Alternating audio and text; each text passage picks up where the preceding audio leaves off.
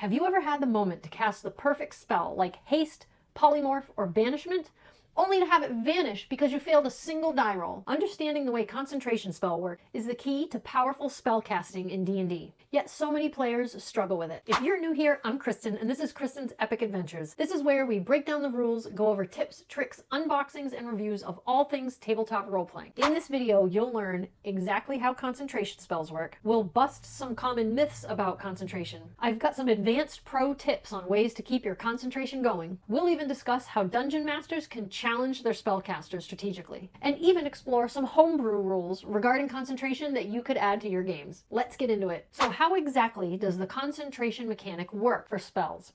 Most spells say that they happen instantaneously. They take a split second and that's it, they're over. But there are certain spells that you can hold for a longer amount of time. You may notice some spells say the duration lasts 1 minute, 10 minutes, or even an hour. Now 1 minute doesn't seem very long, but in combat, a round is each player taking a 6-second turn. So a concentration spell that lasts a minute can go through 10 rounds of combat, and that's a really long time. So a concentration spell is one that requires the caster to focus on an extended duration spell. And in D&D, we refer to that focus as them concentrating on the spell. So the way the core mechanic works is if your concentration is broken, whoever cast it needs to make a Constitution saving throw. Now this is different than a straight Constitution check. You're going to look at your character sheet at that box that has all your saving throw modifiers. This is because you may be proficient at some and not at others, so your proficiency bonus may have already been added in. The rules state that the difficulty for making this Constitution saving throw is a DC 10 or half the damage you just took, whichever is higher, rounded down. This means you could actually take up to 21 damage. Half of that would be 10.5, but rounded down is 10. So anything greater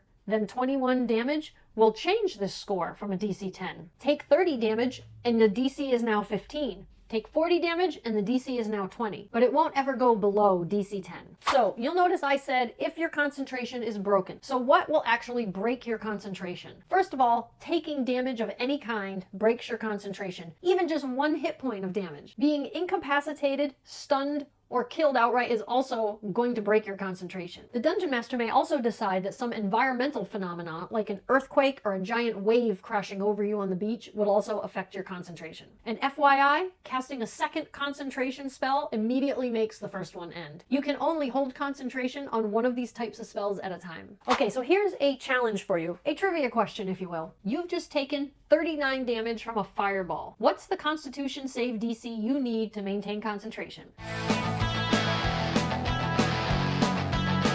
If you guessed 19, you're right. Take half of 39 and then round down. So here are some common concentration myths. I'm sure to maintain concentration, I have to make a dexterity save. That's a myth. It's always a Constitution save, no matter what. Here's another one. Just a small hit breaks my spell. It's a myth because that's only if you fail the save. Yes, your concentration can be broken from just 1 point of damage, but you still get to try to make the save from it. You could succeed. A stunned caster still maintains concentration is also a myth. The stunned condition says that you are also incapacitated. Being incapacitated in any manner at all immediately ends your concentration spell without you even getting to attempt a save. The Warcaster feat makes you immune to having to make these saves. That is also a myth. The Warcaster feat is great for spellcasters in combat, but it only gives you advantage on making the save. This means you're going to roll 2 20-sided dice and you get to use the higher one to add your modifier to. I can stack multiple concentration spells at a time, right? This is also a myth. You can only concentrate on 1 spell at a time. Like I said before, the minute you cast a second concentration spell, the first one will immediately end. Adventurers, have you ever lost a crucial spell at an important moment in the game because you failed to save?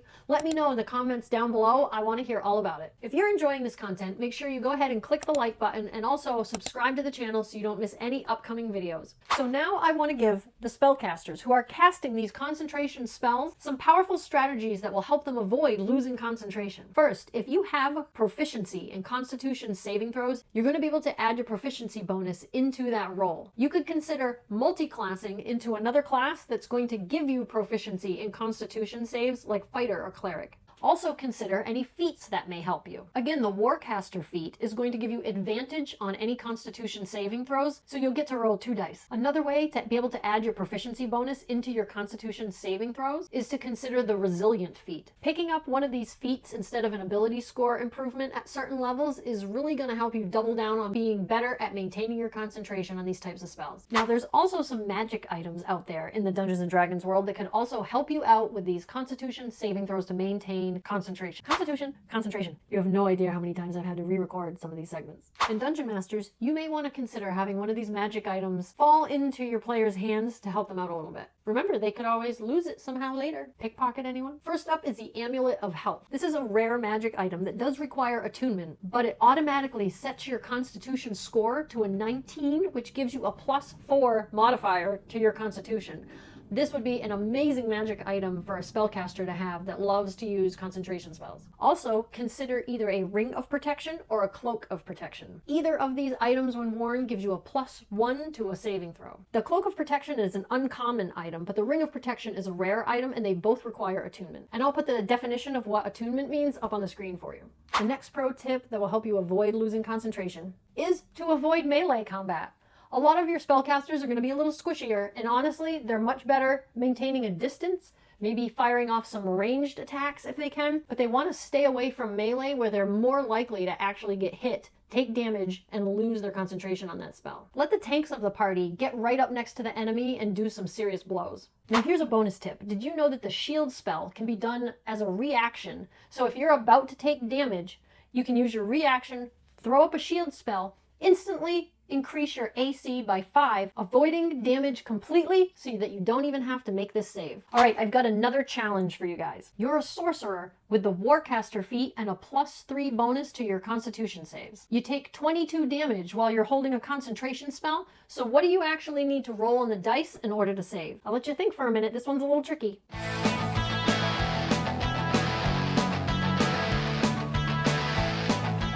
The answer here is that you only need to roll an 8. The damage here was 22.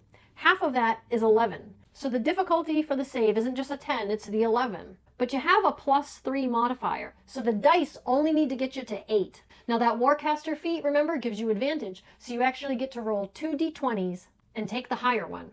This is looking easier already. You got this. Next, let's talk about the best and worst concentration spells out there. These great ones are high risk, but they're also very high reward. I've got some of the arcane spell cards here to go over them with you. So first up, let's talk about Haste. Now this concentration spell does a lot. Somebody that you cast this on, and it could be yourself, their speed is doubled. They get +2 to their AC. They get advantage on dex saving throws, and they get an extra action on their turn to take an attack, dash, disengage, hide, or utilize an object. That's a lot of stuff to be able to do. And it's important to note that once this spell ends, whoever had it cast on them essentially loses a turn for a round. This is going to be very dangerous to have this spell dropped if they're in dangerous territory before they get a chance to move away. Here's another great one, Polymorph. Now you could be casting Polymorph on an ally to benefit the party, or you could use it on an enemy to turn them into something like a frog or a turtle or something that's not a threat. This can last up to an hour, but if you fail a check, that person's immediately going to switch back to their original form, and that can be dangerous. Next up is Banishment. Now this sends a creature into another plane of existence, and it lasts up to a minute, which is 10 rounds of combat. Can you imagine if this gets dropped prematurely? Instantly that enemy returns. Here's another one, Hypnotic Pattern, is great for crowd control, but that can also turn on you quickly if you fail a save and it instantly gets dropped.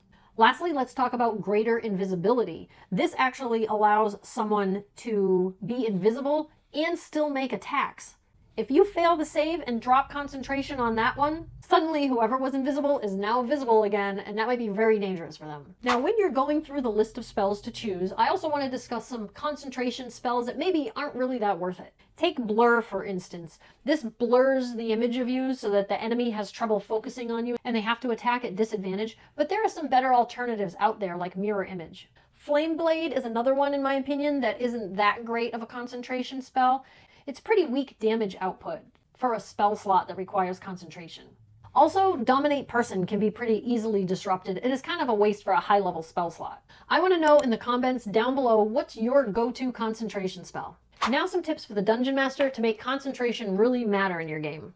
Try using creatures that have multiple attacks. This is actually going to force those spellcasters to make multiple saves if they're using a concentration spell. More attacks just equals more concentration checks. Consider those environmental disruptions. Remember, an earthquake or a platform moving under their feet or a wave crashing over them on a ship or the beach is going to disrupt their concentration. Another one is to consider how intelligent your monsters are. Intelligent enemies would realize that spellcasters may be concentrating on a spell and focus attacking on them first. A zombie? Pretty dumb, not so much. But some of your higher intelligence creatures, they definitely would know how that mechanic works. Also consider using monsters that have legendary resistances, or making them fight spellcasters that have counterspell prepared. This might make some of your spellcasters think twice before using so many concentration spells. This is a good time for a viewer poll. Let me know in the comments down below. Should DMs be more aggressive when challenging concentration? Yes or no? Now, free ways to support the channel with the like button and subscribing are fantastic, but you can also share this video with someone who you think might benefit from it.